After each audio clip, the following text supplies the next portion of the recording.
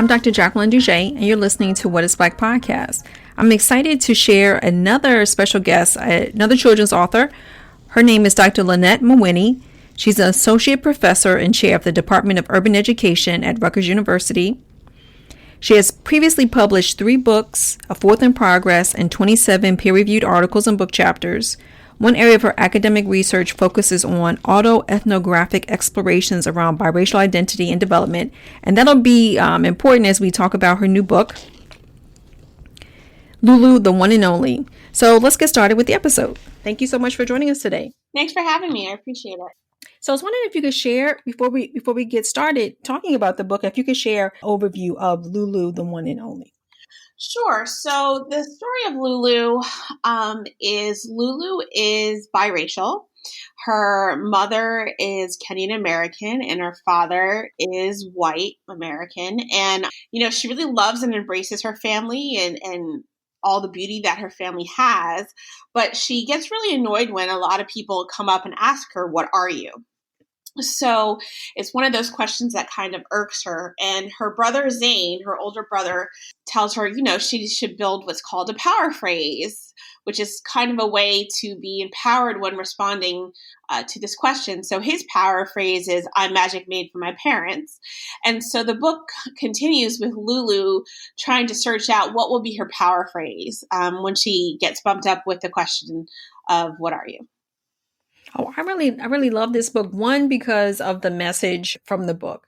And also, two, myself being biracial, I wish I had a book like this, right, when I was growing up, to have someone affirm me. And then third, when I've had discussions with parents about, so how do I talk to my child who's biracial, right? One parent may be African American, about, racism, right? And is it too difficult a subject? How do I really talk to them about their racial identity? And so I think this is a great tool. So having your expertise in this area, I wanted to delve into that a little bit more, about like why, you mentioned that this was a passion project of yours. Why it was so important for you to write? And then 2, how do you feel this will help parents who are struggling, with talking about their kids about their either biracial, multiracial identity? So first is a passion project because, like you, I'm also biracial, and I also wanted to see books like this with myself growing up. So that's kind of where it all started. And for me, I have had a lot of, similar to what you're saying, parents, even, teachers, just a whole bunch of other folks, but when we're talking about just the familial aspect, when I've had parents come up to me and ask, like, how do I kind of like raise a biracial child, or what do I do? And it's interesting. My first reaction is always, the first thing you need to understand is that you'll never understand your child's experience. And some parents are like, yeah, absolutely. And like, from there we can continue on conversation. And others have been, it kind of upsets them when I say that, but I've had a few folks come back later and be like, now I understand what you're saying. Because no matter what, like it's a whole different experience and a whole different ball game. And with that, there's not much in the literature, period. So from my researcher, Lulu literally lived in my head for a decade. I've walked around with her in my head, and finally one day decided to finally just, put it out all on paper. And it happened very quickly because I've been thinking about her for so long. And in all of that, I started to actually research, okay, well, what is actually out there, right? I'm a teacher educator, and I know in the classrooms we don't see a lot of stuff, but maybe there's stuff out there I don't know. And I started digging to see what kind of children's literature is out there dealing with any type of biracial identity or just having a biracial character, and there is not much at all. So I'm like, this even furthers, the concept of really trying to build this book. And it's interesting because some people think like, my family makeup's not the same. So my mom is white and my dad is black. So what has been interesting with this book is people think like, oh, is this a reflection of me completely, like my story? And there's certainly elements of that. And I think there's elements of a lot of people's biracial experiences within it. But it's not like the story of Lynnette, who's now called Lulu. And that was also important for me to show that an own voices approach is important when writing a book and when doing a children's book, but it can look differently. It doesn't have to be this is my actual experience. It could be these are some experiences I've experienced and others, but we can have a completely different character. I hope that made sense. No, I think so. Like you said, right? Everyone's experience is different, and I definitely have had conversations even recently with my father about this idea because we talked about hair, right? Because growing up, so I'm the only biracial, immediately biracial person in my household, right? So my biological father is white. My Mm-hmm. mom is black, or I guess she would identify as black.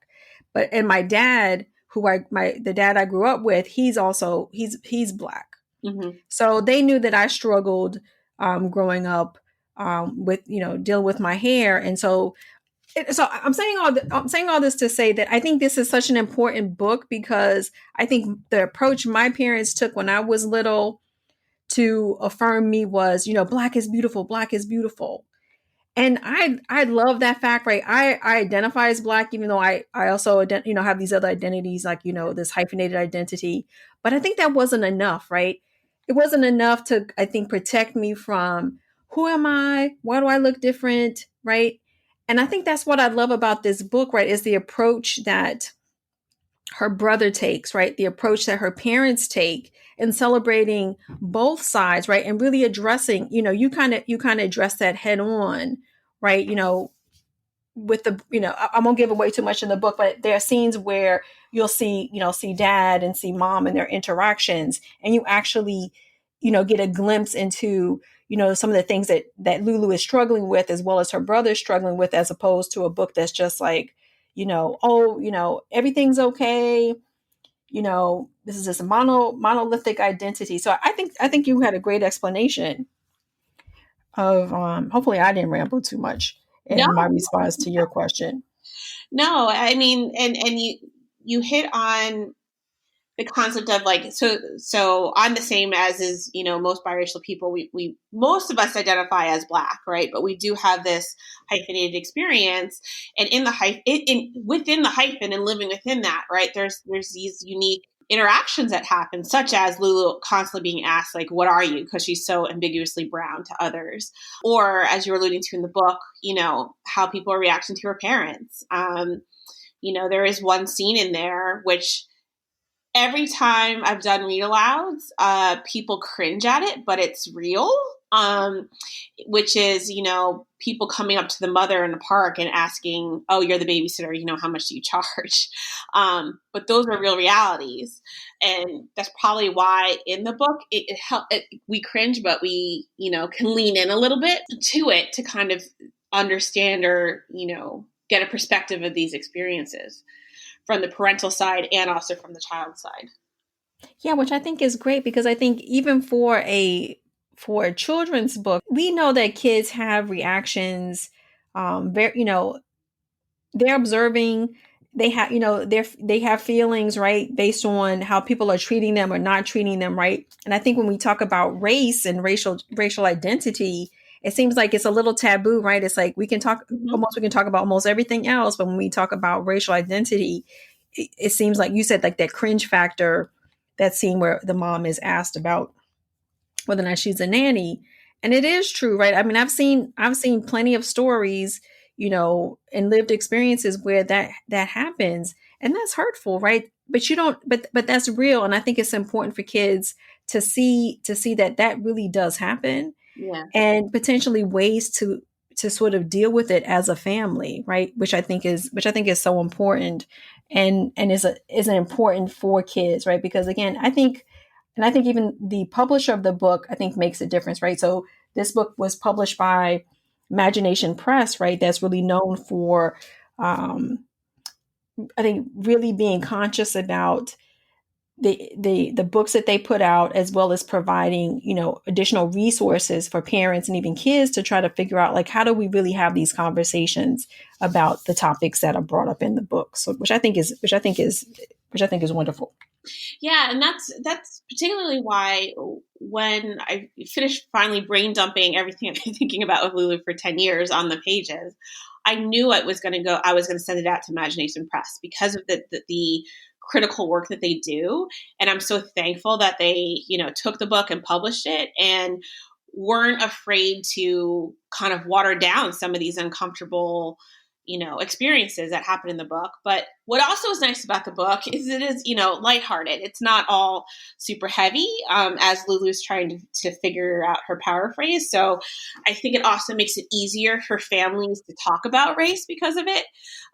It's not, it's not sugar coated, but it's also not like down in the dumps and you're going to feel depressed after it. No.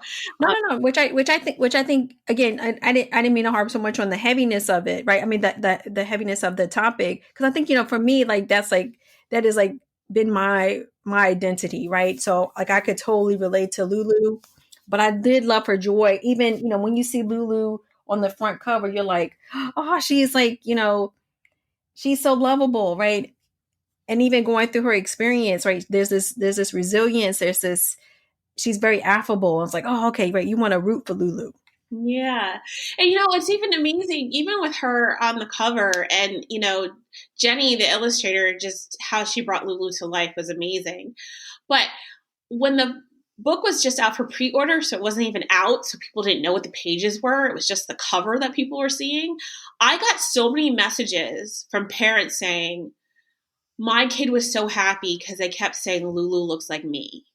That was it. It was just the cover. It wasn't even the rest of the book, but they were just so shocked that like this little girl on this front cover looks like me. And so I think that also is just the power of trying to have,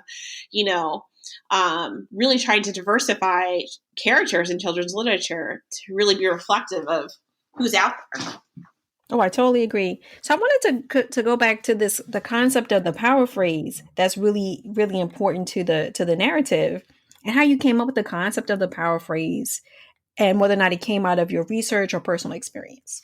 The power phrase came out of my personal experience. So, I grew up, although I'm biracial, my parents divorced when I was 2. My mom, who I call my dad, he's Jewish. So I grew up basically with white parents and in a white community where I was asked this a lot, and it really bothered me. So I started having, these different phrases that I was use, and they altered over my lifespan, right? And I'm sure they'll continue to alter as I continue to get asked the same question. But when I was in high school, I was very snarky. So it was like when it was like, what are you? I was like, I'm fabulous. Thank you for asking. But now, especially since I'm a scholar of race, I actually use it as a way to open up and create some dialogue, so when people ask me that, I'm like, that's really interesting. Like, tell me why you're asking me that, and let's talk through it, but basically my power phrase, at whatever moment it was in my lifetime, it was kind of my empowering mechanism to really deal with this question. And so talking, with other biracial friends, and not necessarily from the research, more like anecdotal stuff, people had different ways of having a quote unquote power phrase in their own experiences. So that's why I just kind of dubbed it a power phrase. Like I didn't even call it that in my life until I started writing this book. And I'm like, well, that's what it really is. It's a power phrase. It's a phrase to kind of empower the person who's being asked this. And so that's how it came out, from personal experiences, from anecdotals, from other biracial folks. My research on biracial identity didn't really speak to this specifically, but I'm sure if I were to dive into it, I would find more people who definitely use this as a way to support that with dealing with that question. I'm excited to welcome our new sponsor, Puzzle Huddle. Puzzle Huddle creates puzzles that feature diverse Black characters. They believe that when children play with toys that feature images that look like them, they have the opportunity to be affirmed and engaged in imaginative play in a very personal way. And I believe this brand really supports the mission of What is Black to help raise healthy and thriving Black children through play and seeing themselves reflected back in the toys that they play with. These puzzles are also a great excuse to play together as a family. One of my favorite puzzles is Ballerina Love that I'm looking at right now. I was excited to unpackage it and actually put the puzzle together. It features a beautiful brown girl dancing. I'm ready to frame it and put it on my wall. It's that good. But there are so many other wonderful choices featuring characters that are doctors, which I love because I'm a pediatrician, scientists, and so much more. Buy your puzzle today. Check them out at puzzlehuddle.com. But I think when parents read this, I think, again, this is just another great tool and resource, I think, to share with kids. Yeah, and that's why with this book, we built a curriculum and activity guide for parents and for teachers, because for me, it was also like I want it to be something that has legs and that parents and teachers can really use this and come back to it and have activities with it. And so we have a free activity guide with this just for that exact reason. To really help support parents and teachers in utilizing this book and how they can engage with it with their child or with their students. So I will definitely share that resource when I put out the podcast, because I think it's definitely going to be important and needed. Both, I think, based on both of our experiences, talking to parents, right, or talking to friends, it's like I think it's definitely a needed resource. Like, how do I have these conversations? So I did want to ask you your thoughts about the book, the relevance of the book now, given current events. Mm-hmm. Yeah, so it's interesting. When George Floyd happened, it was right almost immediately after the book came out. And on Twitter and other social media platforms, people were coming out to say, hey, in this era, it's important to talk about race, and this book does a really good job of being able to do that and to engage it. So I'm saddened that we're in this state, and it's one that we've been in for a really long time, for centuries. But I'm glad we're now at, people have been talking about it as a dual pandemic, right? We have COVID and we have racism. And so in the era that we are in now, where people are starting to actively talk about it more, I'm glad that this book can be used as a tool for that. And it can be done, again, in a way that's shows people's truth, but yet it's a way that can, bring forth this dialogue. One of my colleagues, she has twin boys. They're little 7-year-old, white boys. And, she, during this time and with George Floyd and with Lulu, she was telling me they were having conversations at the dinner table. And the boys were understanding their concept of white privilege. She's like, before I could as an adult, as a 7-year-old, and how the book tried to help, that process with them, just having these conversations and understanding who they are in the world too.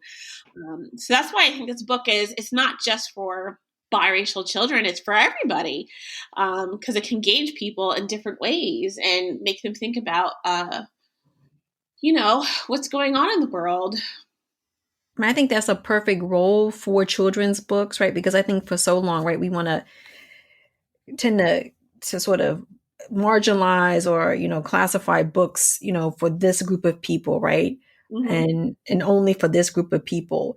But like you said, your book, and I think most books should have a universality to them, right? Yeah. That, again, this whole windows and mirrors and doors or sliding glass doors, right? It's just opportunities for kids to see other people. And then for those kids who may find something very similar, right? Something to kind of like lean into with the character. I think that's a true gift to do that as a writer. Thank you. Thank you for that. Yeah, I don't even know what to say. Just that I'm just going to take in the compliment. Thank you. Okay, you're very welcome. You can tell that this book was written from a place of love, right? And I think that's what what people want to get out of a book, right? There's a joy, there's an exuberance in Lulu, right? And you can, and in some ways, right, it's kind of like there's a beat to Lulu, Mm-hmm. how the artist took your words, right, and even how you wrote the words. So I think, so I think people will, will be happy to, to befriend Lulu and follow her on her journey. Yeah, yeah, and that's what's exciting. Some people have said and asked, "Is Lulu going to be a series? Because like she has so much joy and so much to share." And I'm like, that's a really good question. And I thought about this version of Lulu for so long.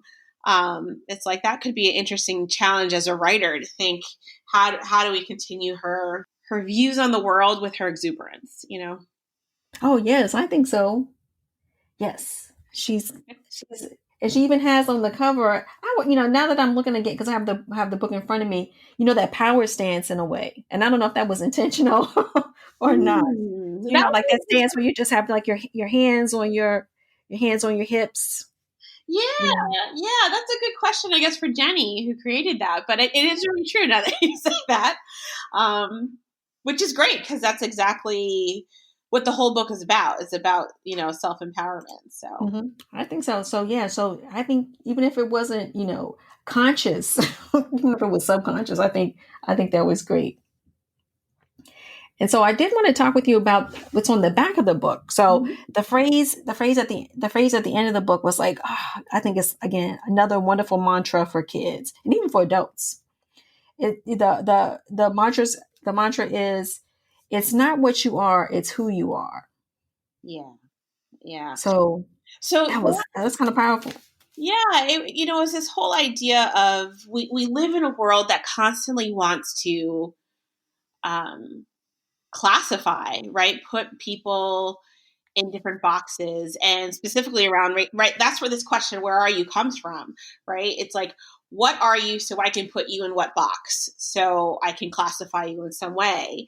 And the whole point of this book is like, no, it's more of like, who am I? Like, what do I have to bring into offer into this world? And what makes up a person is more than just the color of their skin and trying to classify them into this box. And so that was really that whole phrase kind of gets to the heart of the concept of the power phrase itself. The fact that there's more than just like what me looking ambiguous. What does that mean? For Lulu or for Zane. So yeah, I think it was kind of a nice way to wrap up. Like, this is what it is. It's not about what are you, but who are you? I think which is awesome. So there's a question that I need to get more in the habit of, and I want to try to do more. So the podcast What is Black really is about delving into challenging what blackness is and how individuals identify as black, right? Just so that we can open up the conversation. Like you said, right? It's really about who are you, not about what color you or so the question that I like to pose to guests is, when I say the phrase "what is black," what does that mean to you? That means three things. To me, black is beauty, brilliance, and resilience. So, and in those three things, I think those are elements that media, right, not understanding the deeper essence, blur over, right? So I do think black is beautiful. I mean, it's a common phrase, but it's one that media representations don't necessarily embrace. I was just thinking on my LinkedIn, it just popped up. A woman was talking about she was being a newscaster, and on her reel she had micro braids in, and someone was like, "You need to take that out of your reel. You're not going to get a job." And she's like, "I left it in, and I got a job, and I wear braids at my job." I was like, "Go ahead, sister." But so black is beautiful. Black is brilliance, and that again is not often what is seen or the stereotypes that are gone through, but it's the reality of everything. And in resilience, I mean, this country was built on the backs of black ancestors, and so just being beaten down and getting up again takes a whole type of resilience. And it happens to all of us on micro levels on the daily. So that's what I think Black is. Awesome. So what are your hopes with the book? I know, someone has kind of put a bee in your ear about maybe Lulu being in a series, but have you started to think about maybe what other projects you want to work on next, or are you just basking in the glow of Lulu? Yeah, I'm trying to so because I lived with Lulu for so long, she got on the pages and was sent off in a 2-week time span, which is unheard of, right? Wow. So now I have 1 or 2 stories that I've been playing around with for the last year, but they don't come as easy as something I've been thinking about for a decade. But I think the thinking process is the writing process. So in some ways I've been writing her for a decade. But yeah, I would like to do more children's books for sure. But at the age of 41, I just had my first child. So I'm an older parent, adjusting to motherhood. She's 8 weeks old now. So congratulations. Okay. Thank you. My writing schedule is a little bit different, and so I'm going to have to find a new groove. But I definitely want to put more children's books out into the world. And there has been a little bit more discussion of Lulu becoming a series with the publisher. So I just need to really think through it and make sure that it's going to continue to honor her voice as a character. And so how do you feel now having a book to share with your little one? It's really exciting. Just the fact that, in some ways, funny enough, she kind of looks like Lulu. So, and my husband's Kenyan, so she's Kenyan American. So it has that aspect. And so you may have been manifesting her all along. You just didn't know. Exactly. So yeah, it's just really exciting that, people have been starting to drop off children's books and stuff. And just to think wow, there's one in the pile that was, written by your mom. That just feels really good. So, yeah, let's just hope she likes it when she gets older. I think she'll definitely appreciate it. Yeah. Especially, because you're going to have this whole library to read to her, right? And then, you'll just throw in Lulu on occasion, right? Or maybe it could be every night. And then she's like, okay, I like Lulu. And then if Lulu becomes a little stuffed doll, even I'm already merchandising for you. Thank you. I like it. So before we wrap up, this has been a wonderful conversation, and I truly enjoy reading the book and have truly enjoyed speaking with you.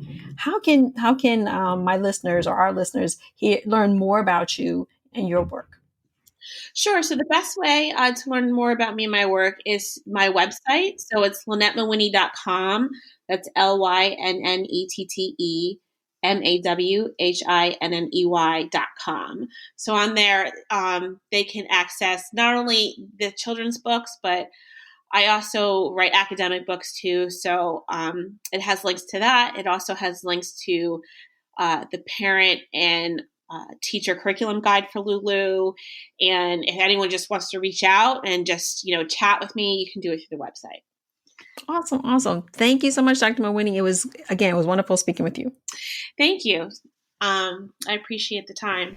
Thank you for joining us for another episode of What is Black podcast. And again, I'd like to extend a special thanks to our special guest, Lynnette Mawhinney. She was amazing. If you'd like to listen to other great episodes, please find us wherever you listen to your favorite podcasts. We're on Apple Podcasts, Spotify, Stitcher, and so much more. When you're there, please remember to subscribe, rate, and review us. We'd love to hear how well we're doing. And also follow us on social media. We're on Instagram, Twitter, and Facebook at What is Black. That's at WHATISBLK. And you can sign up for our newsletter on our website at whatisblack.co. Until next time.